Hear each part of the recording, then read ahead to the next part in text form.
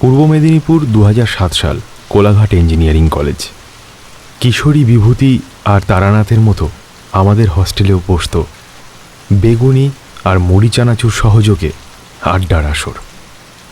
শুভম, আমাদের সেই হস্টেলের দিনগুলোকে মনে করে আর কিশোরী বিভূতি এবং তারানাথকে ডেডিকেট করে একটা গান হবে নাকি? খাসার ভিতর রহসি পাখি কেমনে আসে যায়। আমি আর কিশোরী তারানাথের বৈঠকখানার ঘরে পা দিয়েই একটু অবাক হয়ে গেলাম। শরীর খারাপ হওয়ার পর ঠাকুর মশাইয়ের পসার বেশ বেড়েছে বলে মনে হচ্ছে। ও, তোর পাতে ছাই পড়েছে? ইস, আমি একদম খেয়াল করিনি রে। আমার জন্য আজ তোকে ভাতের বদলে ছাই খেতে হলো। দেখো মা, তোমার ছেলে স্বয়ং জগদীশ্বরের দর্শন পেয়েছেন। সংসারে তাকে বেঁধে রাখতে পারবে না। বাবা ঠাকুর, বাবা ঠাকুর, আমাকে রক্ষা করুন বাবা ঠাকুর। আমি বড় সমস্যায় পড়ে আজ আপনার দ্বারস্থ হয়েছি। তা নয় তারানাথ, এ অন্ধকার স্বাভাবিক অন্ধকার নয়।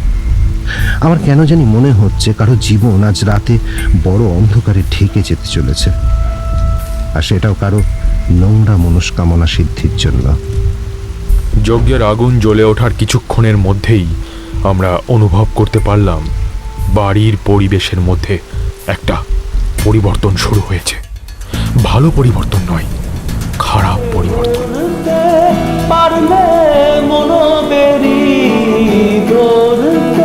আমি পুণ্যাত্মা, এ কথা তোমাকে কে বলল? আজকের গল্পটা বেশ ছিল, তাই না?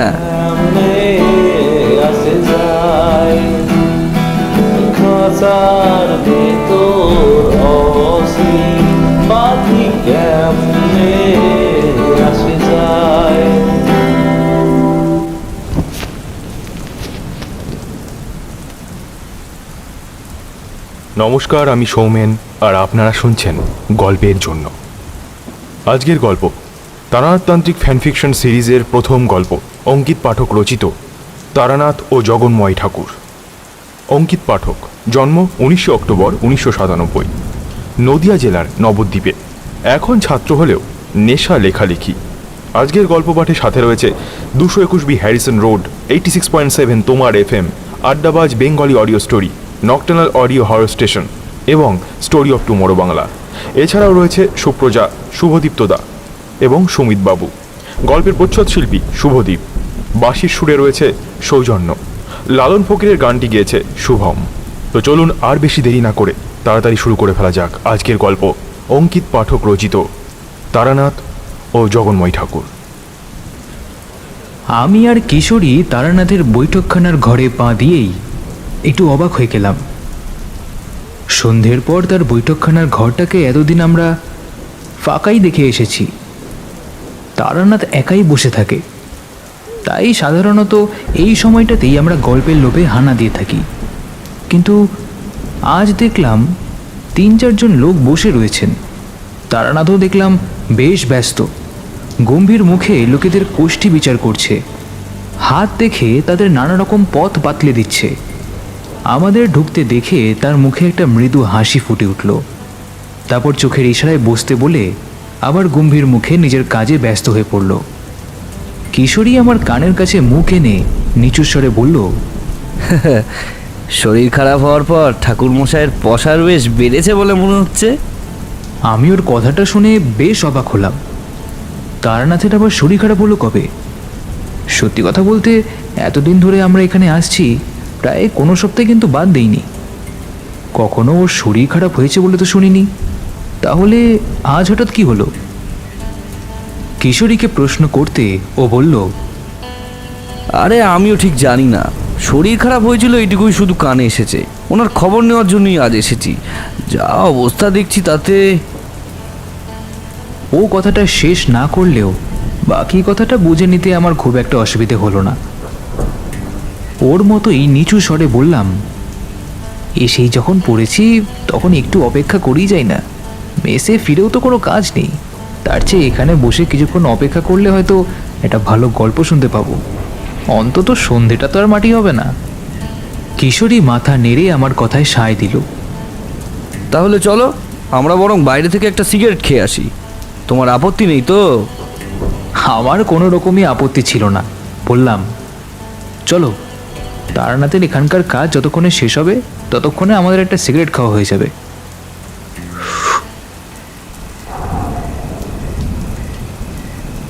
সিগারেট খাওয়া শেষ করে আমরা যখন ভেতরে ঢুকলাম তখন শেষজন তারানাথের দিকে নিজের ডান হাতটা বাড়িয়ে বসে আছেন, আর তারানাথ বেশ মন দিয়ে তার হাত দেখছে।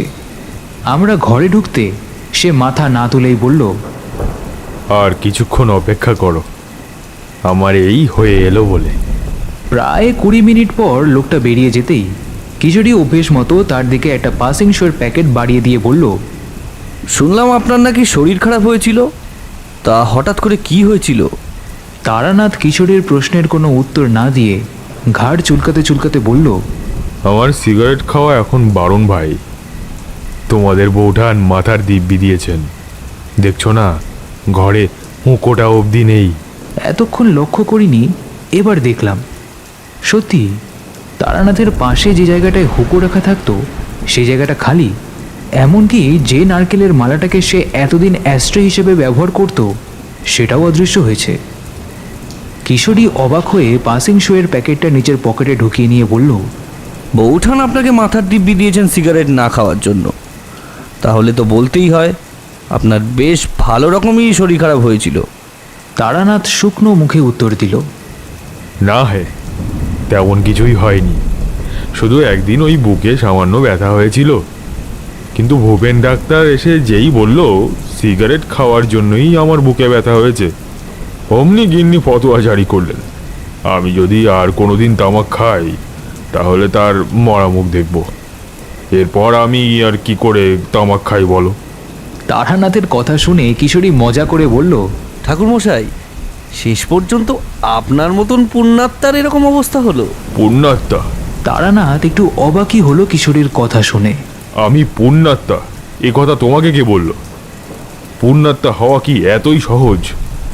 জন্মের পর জন্ম কেটে যায় পুণ্যাত্মা হওয়ার জন্য, আর সেরকম পুণ্যাত্মা কমই জন্মেছেন এই পৃথিবীতে। আমি জিজ্ঞাসা করলাম, আচ্ছা আপনি কখনো সেরকম পুণ্যাত্মার দর্শন পেয়েছেন?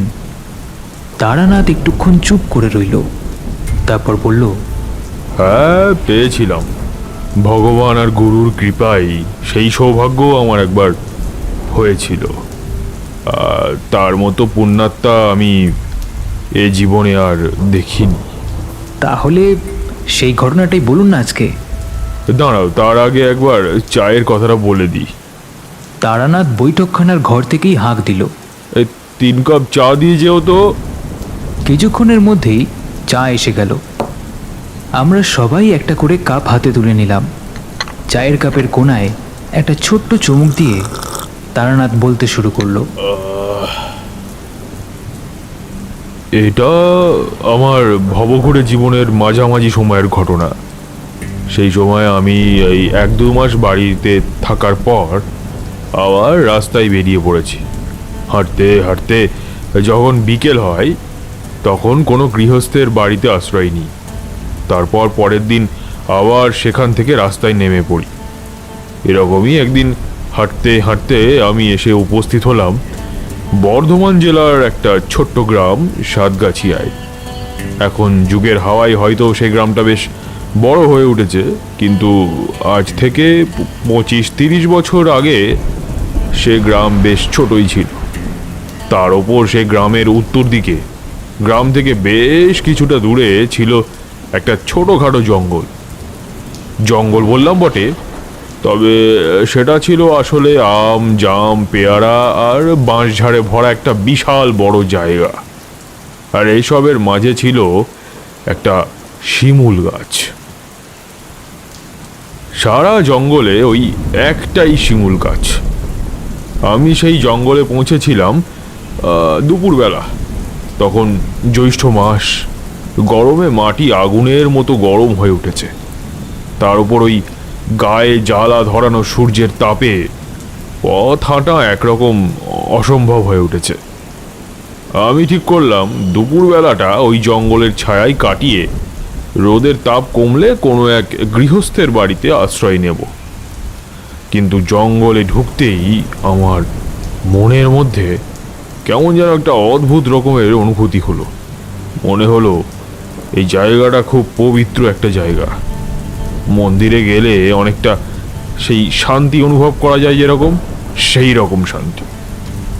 কিন্তু ওরকম শান্তি, ওরকম পবিত্রতা আমি খুব কম জায়গাতেই পেয়েছি। তোমরা সেটা অনুভব করতে পারবে না। তোমরা সংসারের সাধারণ সুখ শান্তিকেই জীবনের শান্তি বলে মনে করো, কিন্তু জীবনের আসল শান্তি একটু অন্যরকম। তাকে খুব সহজে পাওয়া যায় না, তবে যখন পাওয়া যায় তখন সে তোমাকে নেশার মতো আচ্ছন্ন করে রাখে। আর সেই সঙ্গে তোমার সারা শরীর মন একটা অদ্ভুত রকমের পবিত্রতায় ভরে ওঠে। আর সে পবিত্রতা এমনই যে চারপাশের পরিবেশেও তার ছোঁয়া লেগে থাকে। আমি সেদিন সেই পবিত্রতার ছোঁয়া পেয়েছিলাম, আর পেতেই বুঝেছিলাম ওই জঙ্গলে নিশ্চয়ই কোথাও কোনো পবিত্র জায়গা আছে, যার জন্য সারা জঙ্গল জুড়ে ওই রকম একটা পবিত্রতা ছড়িয়ে আছে। বিশ্রাম নেওয়ার চিন্তা মাথায় উঠল। পাগলের মতো খুঁজতে লাগলাম সেই জায়গা।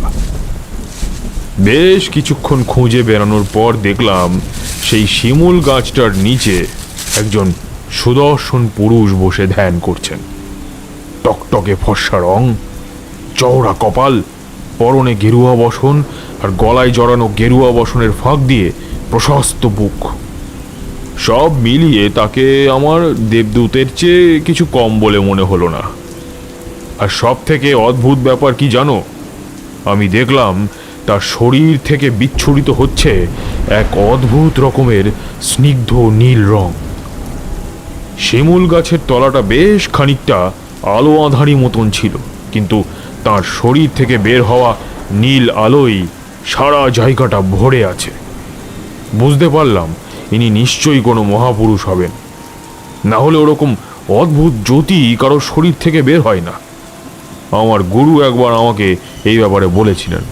সেই সঙ্গে চারিদিকের পরিবেশ থেকেও আমি সেই জিনিসটা বুঝতে পারছিলাম। পুরো জঙ্গলের মধ্যে সেই জায়গাতেই সব থেকে বেশি করে পবিত্রতাটা অনুভব করছিলাম। আমি পায়ে পায়ে এগিয়ে গেলাম তার দিকে, প্রণাম করলাম তাকে। সাধকের ধ্যান কখনো ভাঙানো উচিত নয়, জানো বোধহয়। নিজে থেকে ধ্যান ভাঙার অপেক্ষা করা উচিত। তারানাথ থামতেই কিশোরী জিজ্ঞাসা করে উঠল, শুনেছি, কিন্তু কারণটা কি ঠাকুর মশাই?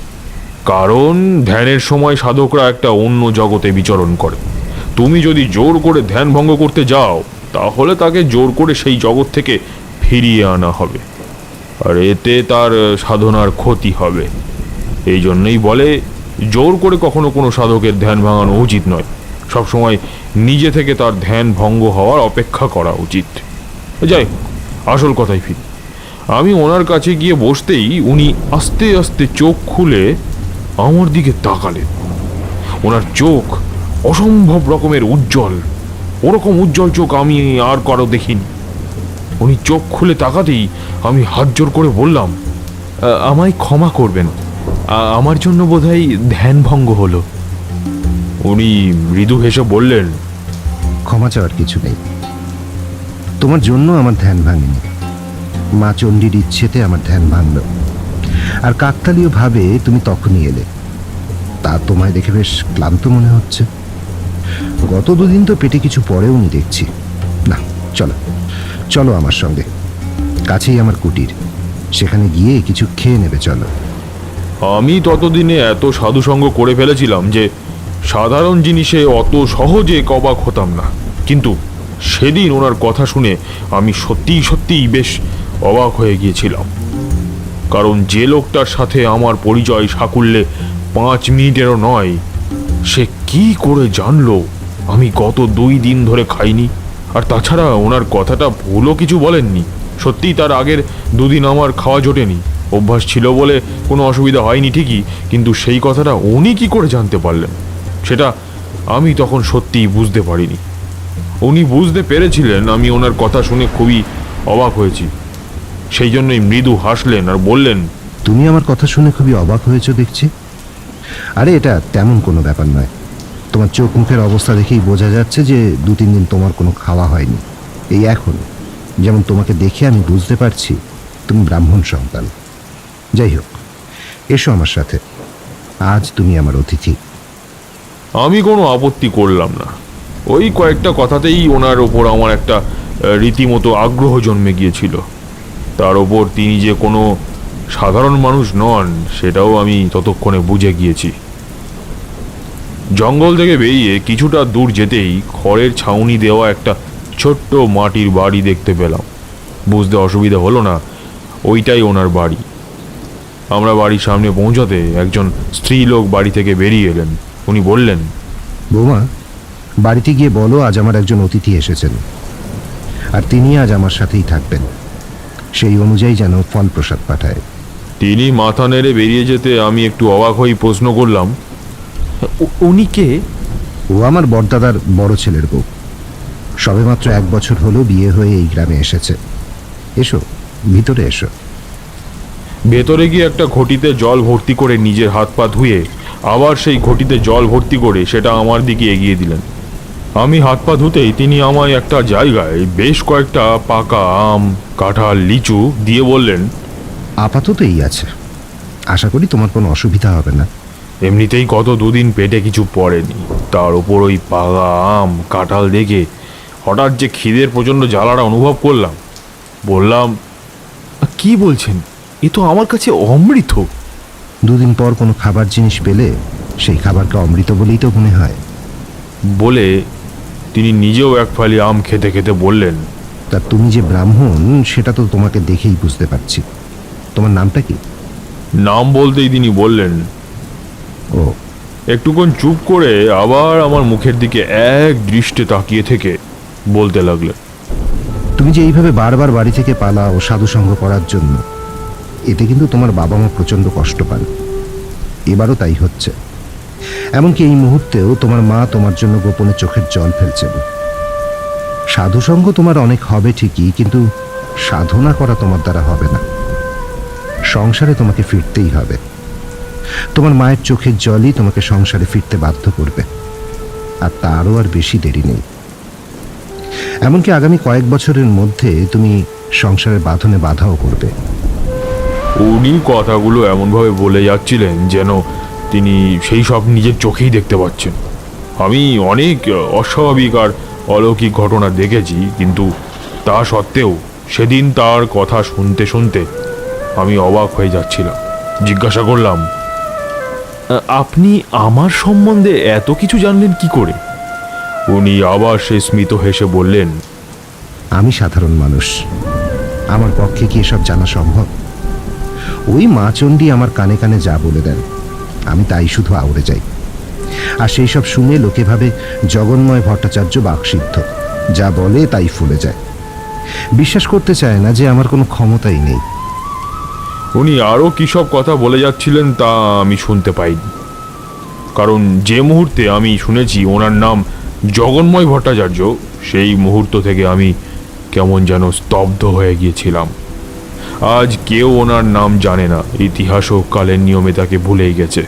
কিন্তু সেই সময় ওনার নাম জানে না এমন লোক খুঁজে পাওয়া ভার ছিল। তিনি মা চণ্ডীর মানসপুত্র ছিলেন। স্বয়ং মা চণ্ডী তাকে দর্শন দিয়েছিলেন, তাকে বিদ্যাদান করেছিলেন। তবে সবথেকে অদ্ভুত ব্যাপার কি জানো?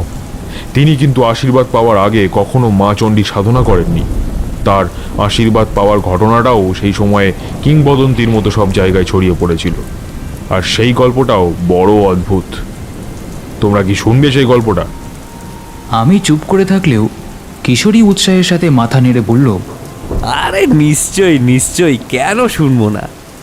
গল্প শুনতেই তো আমরা এসেছি, কি বলো? তারানাথ একটু চুপ করে থেকে বোধহয় ঘটনাটা মনে মনে সাজিয়ে নিল। তারপর বলল, সেই গল্পটা কিছুটা এইরকম। হ্যাঁ, জগন্ময় ভট্টাচার্যের বাবা রমানাথ একজন পণ্ডিত মানুষ ছিলেন। তার সময় শাস্ত্রীয় পণ্ডিত হিসেবে মুষ্টিমেয় যে কয়েকজন লোক নাম করেছিলেন, তার মধ্যে ওনার বাবার নাম ছিল। সে যাই হোক, ছোটবেলায় জগন্ময় ভট্টাচার্য প্রচণ্ড দুরন্ত ছিলেন। পড়াশোনায় একটুও মন ছিল না। সারা দিন বনে বাজারে খেলে বেড়াতেন। এক কথায় গণ্ডমূর্খ বলতে যা বোঝায় তিনি সেটাই ছিলেন। তার বাবা অনেক চেষ্টা করেছিলেন তাকে শিক্ষা দেওয়ার, কিন্তু পারেননি। একদিকে তিনি হাজার হাজার ছেলেকে শাস্ত্র সম্বন্ধে জ্ঞান দিয়ে চলেছেন, অথচ অন্যদিকে তার নিজের ছেলেই অশিক্ষিত, শাস্ত্রের কোনো জ্ঞানই নেই। একদিন রমানাথ তর্কবাগীশ তার ছেলের ওপর এত রেগে গেলেন যে তার স্ত্রীকে বললেন, শোনো, দুপুরবেলা যখন জগন্ময় খেতে আসবে তখন তাকে ভাতের বদলে যেন ছাই দেওয়া হয়, কথাটা মনে থাকে যেন। এইবার সেই যুগে তো স্ত্রীদের শিক্ষার অত প্রসার হয়নি, যে কারণে তাদের কাছে তখনও স্বামীর কথা বেদবাক্যই ছিল। এমনকি স্বামীর কথা অমান্য করার সাহসও তাদের ছিল না। কিন্তু যতই হোক, মায়ের মন বলে কথা। কোনো মা খিদের সময় তার ছেলেকে মুখে ভাতের বদলে ছাই তুলে দিতে কি পারে বলো? এদিকে স্বামীর কথাও অগ্রাহ্য করা যাবে না। তাই দুপুরবেলা যখন তিনি খেতে এলেন, তখন তার মা তার থালার এক কোণে একটুখানি ছাই রেখে দিয়েছিলেন। স্বাভাবিকভাবেই জগন্ময় ভট্টাচার্যের প্রথমেই সেই ছাইটার উপরই চোখ পড়েছে, আর সেটা দেখে তিনি মাকে জিজ্ঞাসা করেছেন যে, মা, আমার ভাতের থালায় ছাই কেন? এবার তিনি কি করে বলেন যে তোমার বাবা তোমায় ভাতের বদলে ছাই দিতে বলেছেন, তাই আমি ছাই দিয়েছি, হাজার হোক নিজের ছেলে বলে কথা। ছেলের প্রশ্ন শুনে তিনি বুদ্ধি করে না জানার ভাব করে বললেন, ও, তোর পাতে ছাই পড়েছে? ইস, আমি একদম খেয়াল করিনি রে। আমার জন্যই আজ তোকে ভাতের বদলে ছাই খেতে হলো। এদিকে তিনি কিভাবে যেন জানতে পেরেছিলেন যে তার বাবা তার মাকে বলেছেন ওই ছাই দেওয়ার কথা। মায়ের কথা শুনে তিনি বললেন, আমায় মিথ্যে সান্ত্বনা দেওয়ার কোনো দরকার নেই। আমি জানি আজ বাবার কথায় তুমি আমায় ভাতের বদলে ছাই দিয়েছ। এবার সেই সময় ভাতের থালায় ছাই দেওয়ার মানে ছিল একটাই, ঘুরিয়ে তোমায় মরতে বলা হচ্ছে। জগন্ময় ভট্টাচার্য সেটা জানতেন, আর জানতেন বলেই তিনি মাকে বললেন, বাবা যখন আমার মৃত্যুই কামনা করছেন, তখন আমি তার ইচ্ছার মর্যাদা রাখব। ছেলে হিসেবে কোনো কাজই তো করতে পারলাম না, অন্তত এইটুকু কাজ করে তার সম্মান রক্ষা করা উচিত। তার মা অনেক কান্নাকাটি করেছিলেন, কিন্তু সেই সব কোনো কিছুই তাকে নিজের জায়গা থেকে টলাতে পারেনি। ক্ষুধার্ত পেটে তিনি বাড়ি থেকে চলেই গেলেন সেই জঙ্গলে। সারা বিকেল তিনি সেখানেই বসে রইলেন। শেষ অবধি যখন ধীরে ধীরে রাত বাড়ল, তখন তিনি ঠিক করলেন তার বাবা যখন তার মৃত্যুই চেয়েছেন, তখন তিনি তাই করবেন, তিনি আত্মহত্যা করবেন। সেই শিমুল গাছে উঠে তিনি ফাঁস তৈরি করে সবেমাত্র সেটা গলায় পড়তে যাচ্ছিলেন, এমন সময় কোথা থেকে একজন বৃদ্ধা মহিলা এসে তাকে বাধা দিলেন। তার প্রধান কথা ছিল, তুমি এই গাছে আত্মহত্যা করতে কেন এসেছো বাবা? এমনিতেই তার মন খারাপ ছিল। বৃদ্ধার কথা শুনে তিনি বিরক্ত হয়েই বললেন, আমি তো এমনিতেই বাবার কোনো ইচ্ছার মর্যাদা রাখতে পারিনি, এখন তার কথা শুনে মরতে এসেছি। আপনি কি আমায় সেটাও শান্তিতে করতে দেবেন না? বৃদ্ধা স্বাভাবিকভাবেই জিজ্ঞাসা করলেন, কেন? তোমার বাবা তোমাকে মরতে বলেছেন? তিনি কারণটা বলতে সেই বৃদ্ধা স্বয়ং মা চণ্ডী হয়ে তাকে দর্শন দেন আর তাকে আশীর্বাদ করে বললেন, আজ থেকে আমি তোকে বর দিচ্ছি, তুই বাক সিদ্ধ হবি। আর যে শাস্ত্র না জানার জন্য তোর বাবা আজ তোকে মরতে বলেছেন, সেই শাস্ত্রতে তোর সমকক্ষ আর কেউ হবে না, কেউ না। আগামী দিনে তুই হবি সব থেকে বড় শাস্ত্রজ্ঞানী মানুষ। তারপরেই মা চণ্ডী অন্তর্হিত হন, আর প্রায় সঙ্গে সঙ্গেই জগন্ময় ঠাকুরেরও ঘুম ভেঙে যায়। তিনি দেখেন পূর্ব দিক লাল হয়ে উঠেছে, আর তিনি সেই শিমুল গাছের তলায় বসে আছেন। তার বুঝতে অসুবিধা হয় না ওই শিমুল গাছেই মা চণ্ডীর অবস্থান। তিনি সেই গাছটাকে প্রণাম করে কাছের একটা পুকুর থেকে স্নান সেরে সামান্য কয়েকটা বুনো ফুল দিয়েই মায়ের পুজো করে বাড়ি ফিরে আসেন। তিনি যতক্ষণে বাড়ি ফিরে আসেন ততক্ষণে রমানাথ তর্কবাগীশের কাছে ছাত্ররা পড়তে চলে এসেছে। তিনি আড়াল থেকে কিছুক্ষণ তাঁর পড়ানো শুনলেন। তারপর হঠাৎ করে সামনে এসে তাঁর বাবার সামনে বললেন, আপনি ভুল ব্যাখ্যা দিচ্ছেন বাবা, শাস্ত্রে এটার ব্যাখ্যা অন্যরকম আছে। রমানাথ তর্কবাগীশ ছেলের কথা শুনে যেরকম অবাক হলেন তেমনই রেগেও গেলেন। বললেন, তো সাহস তো কম নয়, তুই নিজেই কিছু জানিস না, আবার আমাকে শাস্ত্র শেখাতে আসিস? হ্যাঁ? জগন্ময় ঠাকুর খুব শান্তভাবেই বললেন, আপনি একবার আমার কথা শুনুন, তারপর যদি মনে হয় আমার কথা ভুল তাহলে আপনি আমাকে যা শাস্তি দেবেন আমি তাই মাথা পেতে নেব। রমানাথ তর্কবাগীশ তার কথা শুনলেন কিন্তু মানলেন না। না, তুমি ভুল জানো, এটার ব্যাখ্যা সেটাই যেটা আমি বলেছি। জগন্ময় ঠাকুর বারবার নিজের বাবাকে বোঝাতে চেষ্টা করলেন, কিন্তু তিনি নিজের জেদে অটল রইলেন। এই সময় হয়তো মায়ের আশীর্বাদেই রমানাথ তর্কবাগীশের গুরুদেব কোথা থেকে এসে হাজির হলেন। বললেন, আমি এক শিষ্যের বাড়িতে যাচ্ছি যজ্ঞের পুরোহিত হতে। পথে তোমার বাড়ি পড়ে বলে এখানে একদিনের জন্য বিশ্রাম নিতে এসেছি। গুরুদেবকে দেখে তো বাড়িতে সাজো সাজো রব পড়ে গেল। স্বয়ং রমানাথ তর্কবাগীশ নিজে গুরুদেবের সেবা করতে শুরু করলেন। এমন সময় গুরুদেব নিজে থেকেই জিজ্ঞাসা করলেন, আমি যখন বাড়ি ঢুকছিলাম তখন কি সব চেঁচামেচির আওয়াজ শুনছিলাম? কি হয়েছিল? তিনি সব খুলে বলতে গুরুদেব বললেন, জগন্ময় ঠাকুরকে ডাকো। জগন্ময় ঠাকুর এলেন। গুরুদেবকে প্রণাম করে জিজ্ঞাসা করলেন, কি কারণে আমাকে ডাকা হয়েছে? গুরুদেব তাকে জিজ্ঞাসা করলেন, তুমি রামনাথ তর্কবাগীশকে শাস্ত্রের যে ব্যাখ্যাটা দিয়েছিলে সেটা কি আরেকবার বলতে পারবে? পারবো। আর তারপর তিনি পুরোটা গুরুদেবকে শোনালেন। গুরুদেব তার কথা শুনে বললেন, তুমি তো ঠিকই বলেছ, বরং রামনাথ তর্কবাগীশ যে ব্যাখ্যাটা দিয়েছিলেন তার ছাত্রদের, সেটাই তো ভুল ঠেকছে। রমানাথ তর্কবাগীশ গুরুদেবের কথা শুনে স্বাভাবিকভাবেই অবাক হয়ে গেলেন। কারণ যে ছেলে আগের দিন অবধি কিচ্ছু জানতো না, এক রাতের মধ্যে তার সাথে এমন কি ঘটলো যে সে একেবারে শাস্ত্রজ্ঞানী হয়ে ফিরল। তিনি জগন্ময় ঠাকুরকে জিজ্ঞাসা করলেন, কি করে এক রাতের মধ্যে তার মধ্যে এই রকম জ্ঞানের সঞ্চার হলো? মা চণ্ডীর দয়াতেই আমি এই জ্ঞান লাভ করেছি। উত্তরের জঙ্গলের মধ্যে যে শিমুল গাছ আছে, সেই শিমুল গাছেই দেবী অধিষ্ঠান করছেন। আর কাল রাতে তিনি আমাকে দর্শন দিয়েছেন, আর সেই সঙ্গে আমার সমস্ত কথা শুনে আমাকে জ্ঞান দিয়েছেন। গুরুদেব একটুক্ষণ চুপ করে রইলেন। তারপর জগন্ময় ঠাকুর ঘর থেকে বেরিয়ে যেতে তিনি তার মাকে জিজ্ঞাসা করলেন, তোমার ছেলের বয়স কত হলো মা? তিনি গুরুদেবের পায়ের কাছেই বসেছিলেন। এই ফাল্গুনে ও সবে মাত্র 19-এ পড়েছে গুরুদেব। তিনি রমানাথ তর্কবাগীশের দিকে তাকিয়ে মৃদু হেসে বললেন, রামনাথ, তোমার মনে আছে আমি যখন জগন্ময়ের কুষ্ঠি তৈরি করি তখন আমি বলেছিলাম 19 বছর বয়সে এই ছেলের জীবনে খুব একটা বড় পরিবর্তন আসবে। স্বয়ং জগদীশ্বরের দেখা পাবে সেই সময়। তুমি তখন আমার কথা বিশ্বাস করনি, সন্দেহ প্রকাশ করেছিলে, কিন্তু আজ আমার কথা বিশ্বাস হলো তো?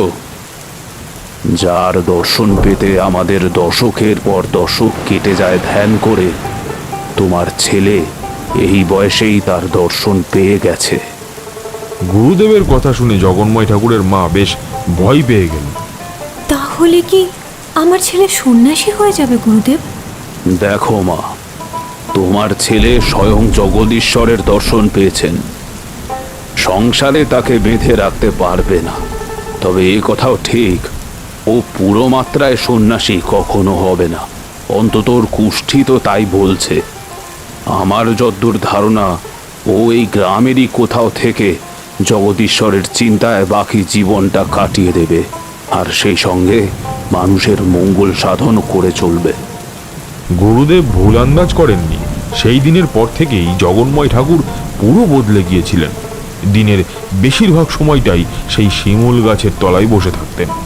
কয়েক বছর পর পাকাপাকিভাবে সেই জঙ্গলের ধারে নিজের জন্য একটা ছোট্ট কুটির বানিয়ে নিয়েছিলেন। শিমুল তলায় সাধনা করতেন, আর যখন কেউ বিপদ থেকে বাঁচার জন্য তার শরণাপন্ন হতো তাকে সাহায্য করতেন। আর উনিও বাকসিদ্ধ ছিলেন। মানুষের মুখ দেখে যেটাই বলতেন সেটাই বলে যেত। কিশোরী অবাক হয়ে জিজ্ঞেস করলো, মুখ দেখে বলছেন কি ঠাকুর মশাই? মানে শুধুমাত্র মুখ দেখে? কিন্তু সেটা কি করে সম্ভব? তারানাথের ঠোঁটের কোণায় একটা হাসি দেখা দিল। সে বলল, এই জগতে অসম্ভব বলে কিছু হয় না, প্রত্যেকটা কাজই সম্ভব, শুধু তার জন্য সঠিক সময়ের দরকার হয়। তুমি নিজের চারপাশেই দেখো না, আর যা যা হয়েছে তা কি কেউ কখনো ভাবতে পেরেছিল? কিন্তু সেই সবই তো হয়েছে, শুধু ঠিক সময়ে এসেছে। তবে প্রথম আমি যখন তাকে মুখ দেখে সব কথা বলে দিতে শুনলাম, তখন আমি নিজেও যে বেশ খানিকটা অবাক হইনি তা বলতে পারি না। নানা রকম সাধুসঙ্গ করার জন্য মানুষের মুখ দেখে যে নানা কথা বলা যায় সেটা আমি শুনেছিলাম, কিন্তু দেখেছিলাম ওই প্রথম। আমাকে দেখেই তিনি যেভাবে সব বলে দিয়েছিলেন তা সত্যিই আমাকে প্রচণ্ড অবাক করে দিয়েছিল। আর এমন নয় যে তাঁর কোনো কথা ভুল হয়েছিল বা ফলেনি। সত্যি সত্যি তাঁর সাথে দেখা হওয়ার 3 বছরের মধ্যে তোমাদের বৌঠানের সাথে বিয়ে হয়। আচ্ছা ঠাকুর মশাই, আপনি তো বললেন তিনি নাকি বাকসিদ্ধ ছিলেন। তাহলে যদি তিনি কোনো ভিখারিকে দেখে বলতেন এক রাতের মধ্যে সে বিশাল ধনী হয়ে যাবে, সেটা হতো? যারা বাকসিদ্ধ হন তারা কখনো মিথ্যে কথা বলেন না, মানে বলতে পারেন না। কারণ তারা যখন কোনো মানুষকে দেখে কিছু বলেন তখন তারা নিজেদের মধ্যেই থাকেন না। জগন্ময় ঠাকুর বলেছিলেন তিনি যা যা বলেন তার একটা কথাও নিজে থেকে কখনো বলেন না, সব সময় যেন অন্য কেউ তাকে দিয়ে বলিয়ে নেয়। তিনি সবই বুঝতে পারেন কিন্তু কিছু করতে পারেন না। এটার প্রমাণও আমি সেই দিনই পেয়েছিলাম। কিরকম ঠাকুর মশাই? সেই দিন সন্ধেবেলা আমরা একটা হ্যারিকেন জ্বালিয়ে বারান্দায় বসে কথা বলছিলাম। বিকেলের দিকে বেশ কিছুটা বৃষ্টি হয়ে যাওয়ায় পরিবেশের গুমোট ভাবটা কেটে গিয়ে একটা বেশ মনোরম আবহাওয়া তৈরি হয়েছিল। এমন সময় হঠাৎ করেই কোথা থেকে 2জন মানুষ এসে উপস্থিত হলো। জগন্ময় ঠাকুর তাদের দেখে সবেমাত্র বলেছেন, কে? সঙ্গে সঙ্গে তাদের মধ্যে একজন তার সামনে এসে একদম পায়ের ওপর আছাড় খেয়ে পড়ল। জগন্ময় ঠাকুর এমনিতেই কারো প্রণাম নিতে পছন্দ করেন না, তার ওপর ওরকমভাবে একজন তার পায়ের ওপর হুমড়ি খেয়ে তিনি প্রচণ্ড রকমের বিব্রত হয়ে পড়লেন। তাড়াতাড়ি নিজের পা সরানোর চেষ্টা করতে করতে বলে উঠলেন, আরে আরে, কি করছেন কি? লোকটি তার পা না ছেড়েই কাঁদতে কাঁদতে বললেন, দয়া করুন ঠাকুর, দয়া করুন। তার সঙ্গের লোকটি তাকে ধরিয়ে দাঁড় করিয়ে দিয়ে বললেন, আহা, আরে কি করছো দাদা? এমনভাবে কি কারো পায়ের ওপরে হুমড়ি খেয়ে পড়ে?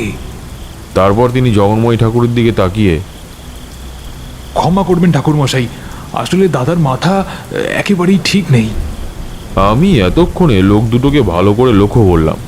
দুজনেই মাঝারি গড়নের, গায়ের রঙও মাঝামাঝি, তবে দুজনের পরনেই দামি পোশাক, যাতে বোঝা যাচ্ছে তাদের আর যাই হোক জীবনে প্রাচুর্যের কোনো অভাব নেই।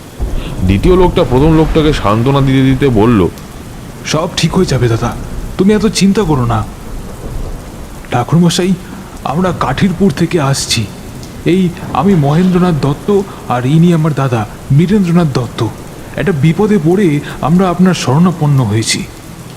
আমি জিজ্ঞাসা করলাম, কি বিপদ?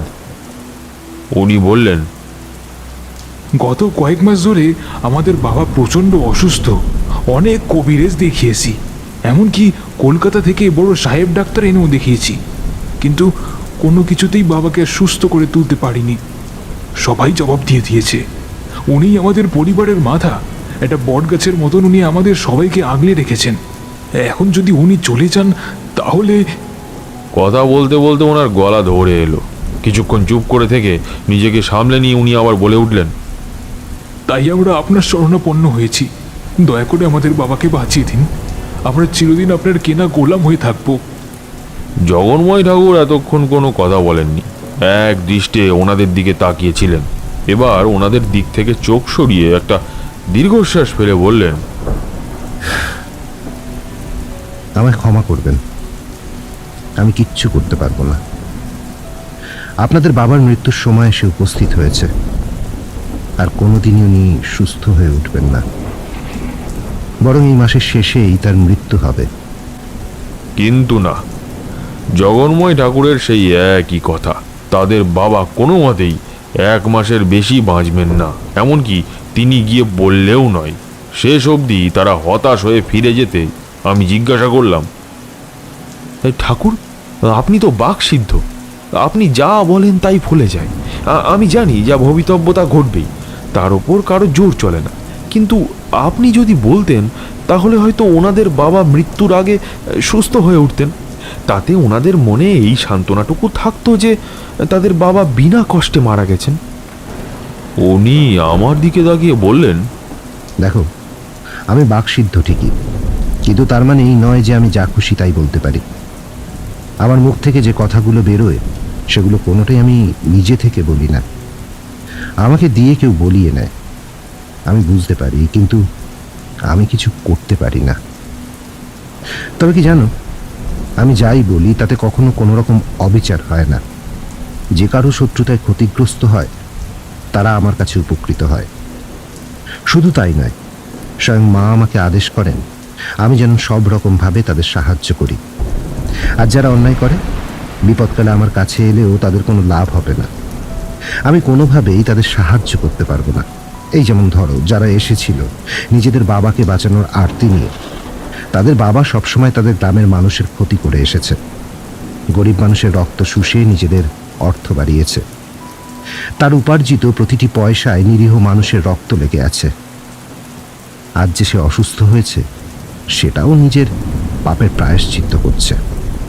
কিন্তু তুমি এটাও জেনে রাখো, সে যা পাপ করেছে তার প্রায়শ্চিত্ত তাকে আগামী জন্মেও করতে হবে। আগামী জন্মে অশেষ দুঃখ আছে ওর কপালে। আমি অবাক হয়ে জিজ্ঞাসা করলাম, আপনি ওর আগামী জন্মের কথাও জানেন? হ্যাঁ, জানি। আমি যখন ওদের মুখের দিকে তাকিয়েছিলাম তখন স্বয়ং মাই আমাকে এসব দেখালেন। না হলে কোথায় কোন কুঠিরপুর গ্রাম, যে গ্রামের নাম কখনো শুনিনি, সেই গ্রামের বীরেন্দ্রনাথ দত্ত, মহেন্দ্রনাথ দত্তর বাবার এত কিছু বলতে পারি? সেই রাতে আমাদের মধ্যে আর বেশি কিছু কথা হয়নি। এমনিতেই ছোট থেকে যে জগন্ময় ঠাকুরের কথা আমি শুনে এসেছি, আজ সেই জগন্ময় ঠাকুরের সাথে সময় কাটাচ্ছি ভেবেই মনের মধ্যে একটা সম্পূর্ণ অন্য অনুভূতি হয়ে চলেছিল।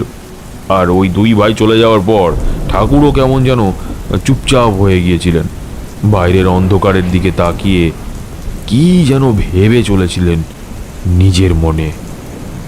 সেদিন রাতে খাওয়া দাওয়ার পর যখন আমরা আবার কিছুক্ষণের জন্য বাইরে এসে বসেছি, তখন ঠাকুর আমায় জিজ্ঞাসা করলেন, আচ্ছা, তুমি এখন এখানে কয়েকদিন থাকছো তো? আমি এমনিতেই সাধুসঙ্গ করার জন্যই বেরিয়েছিলাম। সেখানে এমন একজন সিদ্ধ পুরুষের সাথে দেখা হয়ে যাওয়ার পর আমি যে তার সাথে বেশ কয়েকদিন থাকবো এটা তো স্বাভাবিক, কিন্তু তাও তার প্রশ্ন শুনে আমি কয়েক সেকেন্ডের জন্য একটু অবাকই হয়েছিলাম। তারপর নিজের অবাক ভাবটা কাটিয়ে উঠে বললাম, আপনার সাথে থাকা তো আমার জন্য সৌভাগ্য ঠাকুর, কিন্তু আমি এখানে থাকলে আপনার কোনো অসুবিধা হবে না তো? না না, তুমি নিশ্চিন্তে থাকো, আমার কোনো অসুবিধা হবে না। তারপর একটু চুপ করে থেকে বাইরের জমাট বাঁধা অন্ধকারের দিকে তাকিয়ে বললেন, আজকের অন্ধকারটা স্বাভাবিকের চেয়ে একটু বেশি গাঢ় বলে মনে হচ্ছে, তাই না তারানাথ? আমি বললাম, সেটাই তো স্বাভাবিক ঠাকুর, আজ এমনিতেই অমাবস্যা। তিনি মাথা নেড়ে বললেন, তা নয় তারানাথ, এ অন্ধকার স্বাভাবিক অন্ধকার নয়। আমার কেন জানি মনে হচ্ছে কারো জীবন আজ রাতে বড় অন্ধকারে ঢেকে যেতে চলেছে, আর সেটাও কারো নোংরা মনস্কামনা সিদ্ধির জন্য।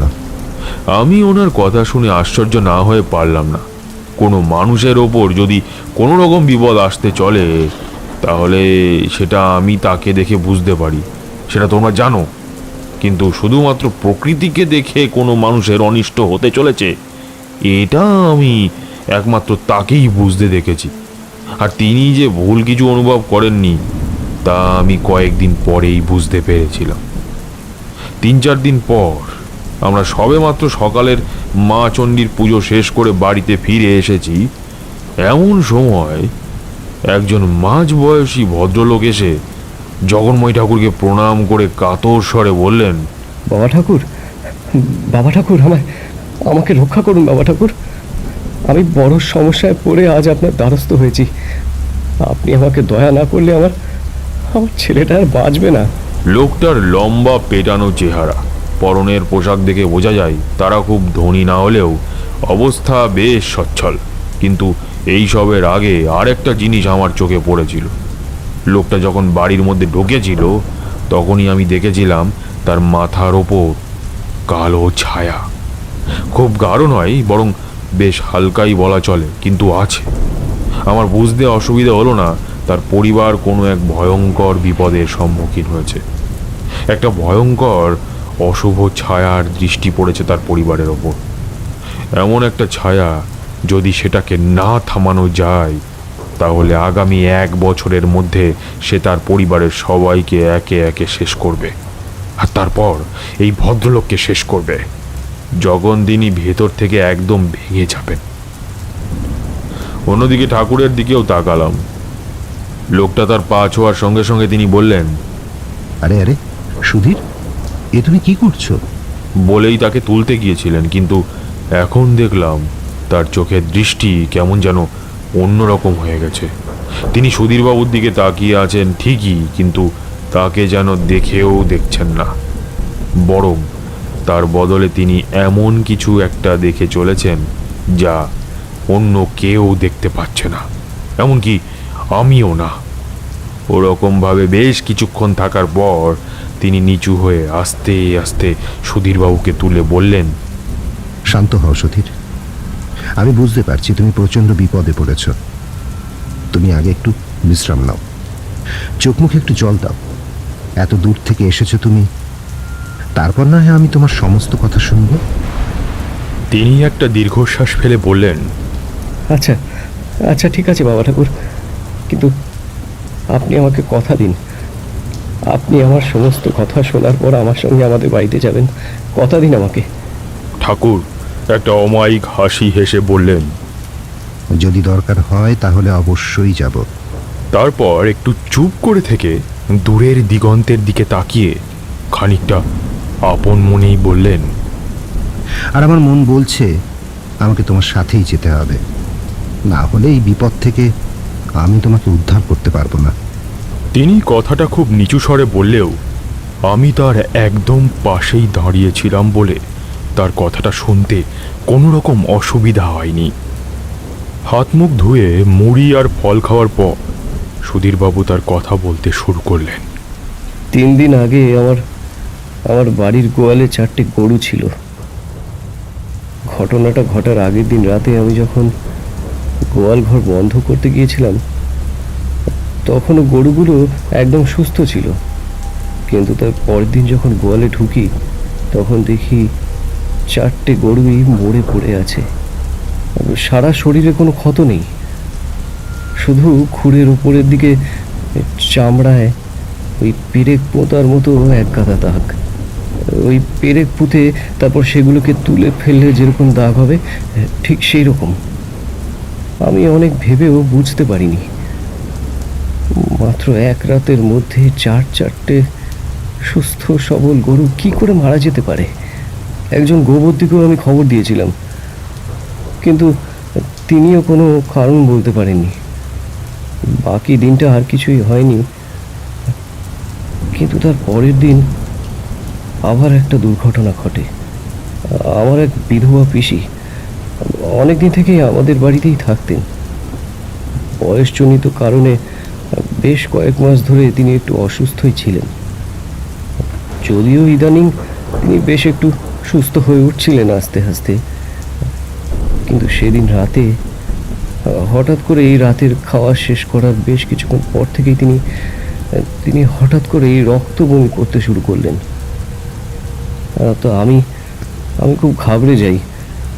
সেই রাতেই কবিরাজকে খবর দিই। কবিরাজ আসে, কিন্তু তিনি কিছুই করতে পারলেন না।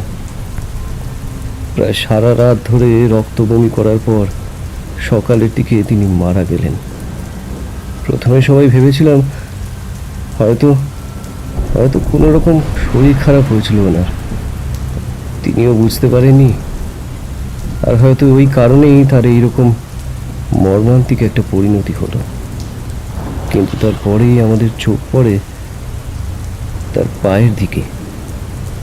তার পায়েও অসংখ্য ফুটো, ঠিক যেমন ওই গরুগুলোর পায়ে ছিল।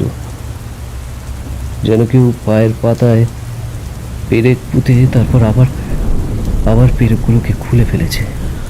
কথা বলতে বলতে সুধীরবাবুর চোখে জল চলে এসেছিল। ধুতির খুঁট দিয়ে চোখের জল মুছে তিনি আবার ধরা গলায় বললেন, গতকাল রাত থেকে আমার ছেলেটা প্রচণ্ড জ্বর, বিনা কারণেই। উপেন কবিরাজকে খবর দিয়েছিলাম, কিন্তু সে বলল ছেলের শরীরে নাকি কোনো রোগই নেই। তাই আমি আর দেরি করিনি, আপনার কাছে ছুটে এসেছি বাবা ঠাকুর। আপনি দয়া করে আমার সাথে একবারটি চলুন, আমার ছেলেটাকে বাঁচিয়ে দিন বাবা ঠাকুর। অনেক আশা নিয়ে আমি আপনার কাছে এসেছি, দয়া করে আমার ছেলেটাকে বাঁচিয়ে তুলুন বাবা ঠাকুর, দয়া করুন আমায়। এতক্ষণ তিনি নিজেকে আটকে রাখলেও এবার আর তিনি নিজেকে আটকে রাখতে পারলেন না।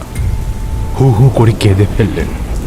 জগন্ময় ঠাকুরের চোখও দেখলাম ভিজে উঠতে শুরু করেছে। চোখ বুজে নিজেকে একটু সামলে নিয়ে বললেন, দেখো সুধীর, তোমাদের পরিবারের উপর যে একটা বিপদের ভয়ঙ্কর কালো ছায়া পড়েছে সেটা আমি বুঝতে পারছি, কিন্তু যেতে বললেই তো আর যাওয়া সম্ভব নয়। তার আগে কিছু প্রস্তুতি দরকার হয়, যে কারণে আমরা আজ তোমার সঙ্গে যেতে পারবো না। আমরা কাল বেরোবো। তবে তোমার কথা যা বুঝলাম, এই মুহূর্তে তোমার মেয়ের জীবনের উপর প্রচণ্ড ঝুঁকি রয়েছে। আমরা ওখানে পৌঁছানো অবধি সে বাঁচবে কিনা তা নিয়ে আমার যথেষ্ট সংশয় আছে। সুধীরবাবু একটু চমকে উঠলেন। আপনি কি বলছেন বাবা ঠাকুর? তাহলে কি আমার ছেলে আর? ওনার কথা শেষ হওয়ার আগেই জগন্ময় ঠাকুর হাত তুলে তাকে থামিয়ে দিয়ে বলল, তুমি চিন্তা করো না সুধীর, আমি তোমাকে দাঁড়াও। কথা শেষ না করেই তিনি উঠে গিয়ে ঘর থেকে একটা বেলি ফুল এনে সেটা তার হাতে দিয়ে বললেন, এটা তোমার মেয়ের মাথার বালিশের তলায় রেখে দিও। এতে সে সুস্থ হবে না ঠিকই, তবে প্রাণটুকু বাঁচবে। অন্তত আমরা যতক্ষণ না যাচ্ছি ততক্ষণ যে কিছু হবে না এটা আমি বলতে পারি। তবে আরেকটা কথা। তিনি একটুখানির জন্য চুপ করলেন, তারপর ওনার দিকে পূর্ণ দৃষ্টিতে তাকিয়ে দৃঢ় স্বরে বললেন, আজকে রাতটা তোমাদের খুব সাবধানে কাটাতে হবে। সব থেকে ভালো হয় যদি তোমরা আজ রাতটা না ঘুমিয়ে তোমার মেয়ের সঙ্গে ওর পাশে থাকতে পারো। কারণ যে তোমার মেয়ের ক্ষতি করতে চাইছে সে হয় আজ রাতের মধ্যে, না হয় কাল সকালের মধ্যে তার জীবন নেওয়ার চেষ্টা করবে। কিন্তু যখন সেটা পারবে না তখন সে রেগে যাবে, আর সেই সময় সে তোমাদের যে কোনো কারো ক্ষতি করে দিতে পারে, শুধু তোমাকে বাদ দিয়ে। আমাকে বাদ দিয়ে কেন বাবা ঠাকুর?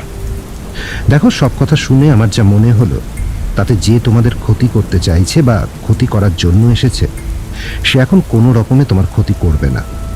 একে একে তোমার পরিবারের সবাইকে মারার পর যখন তুমি ভিতর থেকে একদম শেষ হয়ে যাবে তখনই সে তোমার চরমতম ক্ষতিটা করবে। অবশ্য এটা আমার অনুমান, সত্যি নাও হতে পারে। শোনো, তুমি আর দেরি করো না, এই মুহূর্তে তোমার বাড়ির উদ্দেশ্যে বেরিয়ে পড়ো। আর বাড়ি গিয়েই এই ফুলটা তোমার মেয়ের বালিশের তলায় রেখে দিও। মনে রেখো, তুমি যত তাড়াতাড়ি বাড়ি পৌঁছতে পারবে ততই তোমার মেয়ে ভালো থাকবে। সুধীরবাবু আর দেরি করলেন না, উঠে পড়লেন। শুধু যাওয়ার আগে আরেকবার জিজ্ঞাসা করলেন, তাহলে আপনি কাল আমাদের বাড়িতে যাবেন তো বাবা ঠাকুর? জগন্ময় ঠাকুর মাথা নেড়ে দৃঢ় স্বরে উত্তর দিলেন, যাব। আমরা কাল যত তাড়াতাড়ি সম্ভব তোমার বাড়ি পৌঁছে যাব, তুমি নিশ্চিন্তে থাকো। উনি চলে যাওয়ার পর জগন্ময় ঠাকুর আমার দিকে তাকিয়ে গম্ভীর স্বরে বললেন, তারানাথ, আমার একটা সাহায্য করতে পারবে? নিশ্চয়ই, আপনি বলুন না আমায় কি করতে হবে। দেখো, সুধীরের মাথার উপর যে কিরকম বিপদ ঘটছে সেটা তুমিও বুঝতে পেরেছ, আমি জানি। এবার সেই বিপদ কাটাতে আমাকে ওর বাড়িতে গিয়ে একটা বিশেষ ধরনের যজ্ঞ করতে হবে, আর সেটার জন্য এমন কয়েকটা বিশেষ জিনিসের দরকার যা সম্ভবত সুধীর জোগাড় করতে পারবে না। তাই তুমি যদি সেগুলো আমার হয়ে জোগাড় করে দাও তাহলে খুব ভালো হয়। অবশ্যই জোগাড় করে রাখবো। আপনি বলুন আমায় কি কি জিনিস জোগাড় করতে হবে। উনি আমায় জিনিসগুলোর নাম বলে দিয়ে বললেন, আর একটা কথা, আজকে সারা দিনটা মায়ের ধ্যান করে কাটাবো। রাতে ফিরবো কি না এখনই বলতে পারছি না, হয়তো ফিরবো না, আর যদিও ফিরি তাহলে অনেক রাত হবে। তোমাকে অবশ্য আমার জন্য জেগে থাকতে হবে না, দরজা বন্ধ করে ঘুমিয়ে পড়ো। মনে রেখো, আমরা কাল সূর্য প্রণাম করেই বেরোবো। তারপর একটা দীর্ঘশ্বাস ফেলে বললেন, কালকের দিনটা আমাদের জন্য খুব গুরুত্বপূর্ণ পরীক্ষার একটা দিন হতে চলেছে। সে কথা বলার অবশ্য আর দরকার ছিল না। আমরা যে কাজটা করতে যাচ্ছিলাম সেটা যে খুব সহজ হবে না সেটা আমি বুঝতেই পেরেছিলাম। শুধু বুঝতে পারছিলাম না সেটা আমাদের জন্য ঠিক কতটা শক্ত হবে। পরের দিন সকালে সূর্য প্রণাম করে আমরা রওনা দিলাম সুধীরবাবুর বাড়ির উদ্দেশ্যে। সাতগাছিয়া থেকে সুধীরবাবুর বাড়ি যেতে অনেকটাই সময় লাগে। আমরা যতক্ষণে তাঁর বাড়ি পৌঁছলাম ততক্ষণে সূর্য মাথার ওপরে উঠে গেছে। সেই সঙ্গে ওই প্রচণ্ড রোদে হেঁটে বেশ ক্লান্তও হয়ে পড়েছিলাম। অথচ অদ্ভুতভাবে, তোমরা হয়তো বিশ্বাস করবে না, জগন্ময় ঠাকুর কিন্তু একটুও ক্লান্ত হননি। পুরোটা রাস্তা তিনি সমানভাবে হেঁটে গেছেন, একটুও না থেমে। এমনকি আমি যখন মাঝে মাঝে ক্লান্তির জন্য একটু পিছিয়ে পড়ছিলাম তখন তিনি তার স্বভাবসিদ্ধ গলায় বলে উঠছিলেন, এখনই ক্লান্ত হয়ে পড়লে তারানাথ, আমাদের যে এখনো অনেকটা পথ যেতে হবে। সুধীর যে আমাদের জন্য আর সকাল থেকে পথ চেয়ে বসে থাকবে। আমি তার কথা শুনে আবার পা চালিয়ে ওনার সঙ্গ নিচ্ছিলাম আর অবাক হয়ে ভাবছিলাম একজন মানুষ তাঁর শরণার্থীর জন্য ঠিক কতটা ব্যাকুল হলে এই প্রচণ্ড রোদের ক্লান্তি সহজে উপেক্ষা করে পথ চলতে পারে। যাই হোক, আমরা সুধীরবাবুর বাড়িতে পা রাখা মাত্রই তিনি ব্যস্ত সমস্ত পায়ে আমাদের দিকে এগিয়ে এলেন। বললেন, আপনারা এসেছেন বাবা ঠাকুর। আপনাদের দেরি দেখে তো আমি ভাবছিলাম আপনাদের বোধহয় আজ আর আশাই হলো না। আসুন আসুন, ভেতরে আসুন। ওনার কথা শুনে ঠাকুর স্মিত হেসে বললেন, তুমি তো আমাকে এত বছর চেনো সুধীর। এমন কি কখনো হয়েছে যে আমি কথা দিয়েছি অথচ তারপরেও সেই কথা রাখিনি? এদিকে ওই বাড়িতে পা দেওয়া মাত্রই আমার মনে একটা বিপদের অনুভূতি হয়েছে। বুঝতে পেরেছি এই বাড়িতে এমন কিছু একটা আছে যা খুব বিপজ্জনক আর যার ক্ষতি করার শক্তি প্রবল। সেই সঙ্গে এইটাও বুঝতে অসুবিধা হয়নি যে সেই জিনিসটা এই কয়েকদিনেই বাড়িতে একদম জাঁকিয়ে বসে আছে, যার মানে জিনিসটাকে দূর করতে আমাদের বেশ কষ্টই করতে হবে। খুব সহজে সে এখান থেকে যাবে না। সুধীরবাবু আমাদের বাড়ির ভিতরে নিয়ে গেলেন, কাঁসার গ্লাসে করে ঠান্ডা জল দিলেন। সকাল থেকে হাঁটার জন্য বেশ জল তেষ্টা পেয়েছিল, তাই দেরি না করে এক চুমুকেই পুরো জলটা খেয়ে নিলাম। ঠাকুর অবশ্য প্রথমেই জলটা গেলেন না, জলের গ্লাসটা হাতে তুলে নিয়ে জিজ্ঞাসা করলেন, তোমার মেয়ে কেমন আছে সুধীর? তিনি একটা দীর্ঘশ্বাস ফেলে বললেন, ওই একই রকম আছে বাবা ঠাকুর, শুধু ওই আপনার দেওয়া ফুলটা মাথার তলায় রাখার পর থেকে বমিটা বন্ধ হয়েছে। না হলে আমার আসার আগে পর্যন্ত তো শুধু বমিই করে যাচ্ছিল। বলে তিনি আলগোছে বেশ কিছুটা জল গলায় ঢেলে আবার প্রশ্ন করলেন, আর রাতের বেলা কোনো গন্ডগোল হয়নি তো? না বাবা ঠাকুর, আপনার কথা মতো আমরা সবাই কাল ছেলেটার সাথেই ছিলাম, কোনো গোলমাল হয়নি। যাক, তোমার কথা শুনে একটু নিশ্চিন্ত হওয়া গেল। বলে তিনি বাকি জলটুকু গলায় ঢেলে দিলেন। জল খেয়ে গ্লাস দুটো সুধীরবাবুকে ফেরত দিতে তিনি বললেন, বাবা ঠাকুর, আপনারা এতটা পথ ক্লান্ত হয়ে এসেছেন, আপনারা স্নান খাওয়া সেরে একটু বিশ্রাম নিয়ে নিন। আমি জানি এই মুহূর্তে আপনি বিশ্রাম নিতে চাইবেন না, কিন্তু বাবা ঠাকুর, আপনি এতদিন পর আমাদের বাড়িতে পা রেখেছেন, আপনার এইটুকু সেবা না করতে পারলে যে আমার গৃহস্থের অকল্যাণ হবে। ঠাকুর হাত তুলে ওনাকে থামিয়ে দিয়ে বললেন, আরে সেসব হবে কোন, তার আগে তুমি একটা কাজ করো তো, কাউকে দিয়ে তোমার বাগানের ঈশান কোণটা একটু পরিষ্কার করতে বলে দাও। আজ রাতে আমি আর তারানাথ সেখানে একটা যজ্ঞ করব, আর কয়েকটা জিনিসের ব্যবস্থা যদি করে দিতে পারো তাহলে খুব ভালো হয়। বলুন না, কি জিনিস বাবা ঠাকুর? খুব সাধারণ কয়েকটা জিনিস, আমি বলছি, তুমি লিখে নাও। সুধীরবাবু ঘর থেকে কাগজ আর কলম নিয়ে এলেন। তিনি 5-6টা খুব সাধারণ জিনিসের নাম বললেন।